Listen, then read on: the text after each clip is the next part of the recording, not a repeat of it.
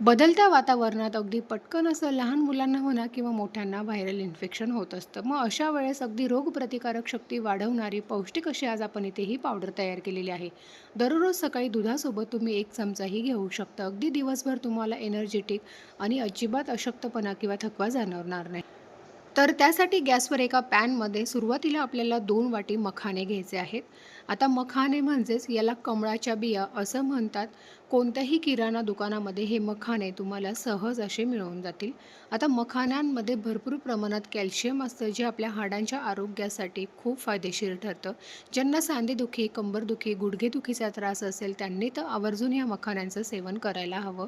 आता हे थोडेसे आपल्याला कुरकुरीत होईपर्यंत 2 मिनिटांसाठी भाजून घ्यायचे आहेत. तर हे बघा हलकंसं याला आपण भाजून घेतलेलं आहे. आता एका प्लेटमध्ये याला काढून घेऊया.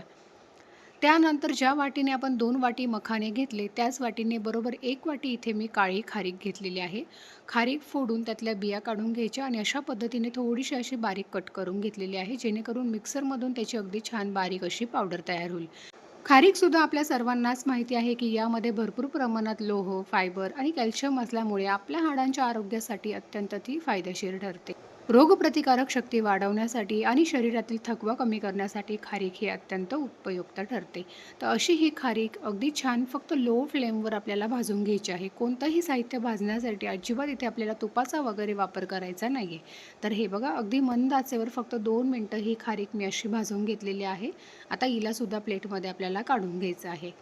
त्यानंतर अर्धी वाटी बदाम, अर्धी वाटी काजू आणि पाव वाटी इथे मी अक्रोड घेतलेले आहेत. आता यालासुद्धा आपल्याला थोडंसं भाजून घ्यायचं आहे. आपल्या सर्वांनाच माहिती आहे की बदाम, अक्रोड हे आपल्या हृदयाच्या आरोग्यासाठी, रोगप्रतिकारक शक्ती वाढवण्यासाठी किंवा मेंदूसाठी अत्यंत फायदेशीर ठरतात. तर हे सर्व पदार्थ आपल्याला कुठल्याही तुपाचा वगैरे वापर न करता अगदी सुकेच असे भाजून घ्यायचे आहेत. म्हणजे यामधला मॉइश्चरपणा कमी होतो आणि पावडर जी आहे ना, ती आपली भरपूर दिवस टिकते. अजिबात खराब वगैरे होत नाही. आता हे सर्व साहित्य आपल्याला भाजून एका प्लेटमध्ये काढून घ्यायचं आहे. तर हे बघा, यालासुद्धा मी थोडंसं भाजून घेतलं. यातला मॉइश्चरपणा कमी झालेला आहे. आता याला देखील आपल्याला काढून घ्यायचं आहे. तर इथे आपलं सर्व साहित्य भाजून एका ताटामध्ये आपण काढून घेतलेलं होतं. पूर्णपणे आपल्याला याला गार करून घ्यायचं आहे आणि त्यानंतर मिक्सरमधून आपल्याला याची बारीक पावडर तयार करून घ्यायची आहे.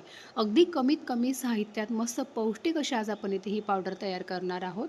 तर हे बघा सर्व साहित्य आपण गार करून घेतलेलं आहे. आता हे मिक्सरमधून फिरवण्यासाठी शक्यतो घरातलं आपलं जे छोटं मिक्सरचं भांडं असतं, ते आपल्याला घ्यायचं आहे. म्हणजे त्यामध्ये अगदी छान बारीक अशी ही पावडर तयार होते.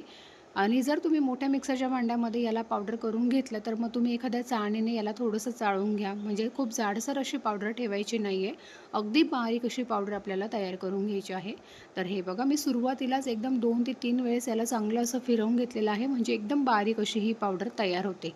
जर जाडसर असेल, तर एखाद्या चाळणीने तुम्ही याला चाळून घेऊ शकता. तर अशाच पद्धतीने उरलेली सुद्धा आपल्याला साहित्याची पावडर तयार करून घ्यायची आहे. अगदी साधी सोपी पद्धत आहे. अगदी लहानांपासून मोठ्यांपर्यंत सर्वांनाच तुम्ही ही पावडर देऊ शकता. खूप सारे त्याचे असे फायदे होतील. तर हे बघा सर्व साहित्य अगदी मिक्सरमधून छान बारीक असं फिरवून घेतलेलं आहे मी. आता याला चांगलं आपल्याला व्यवस्थित असं मिक्स करून घ्यायचं आहे. अगदी घरच्या घरी साध्या सोप्या पद्धतीने ही पावडर आपली तयार होते. आता बदलत्या वातावरणामुळे बऱ्याच वेळेस रोगप्रतिकारक शक्ती कमी होते. त्यामुळे पटकन आपल्याला व्हायरल इन्फेक्शन असं होत असतं. पण रोज सकाळी दुधासोबत तुम्ही 1 चमचा ही पावडर घेऊ शकता. अगदीच दिवसभर तुम्हाला थकवा, अशक्तपणा जाणवत असेल, तर नक्की या पावडरचं तुम्ही सेवन करू शकता. अगदी एनर्जेटिक आणि मस्त हेल्दी अशी ही पावडर तयार होते. त्यानंतर अशा पद्धतीने एखाद्या काचेच्या बरणीमध्ये आपल्याला ही पावडर भरून ठेवायची आहे. 15 ते 20 दिवस पावडर आरामशीर टिकते, अजिबात खराब वगैरे होत नाही.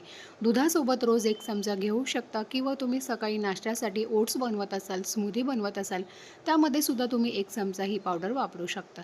तर तुम्ही सुद्धा ही पावडर घरी नक्की बनवून बघा. व्हिडिओ आवडला असेल तर लाईक करा. चॅनलवर नवीन असाल तर चॅनलला नक्की सबस्क्राईब करा.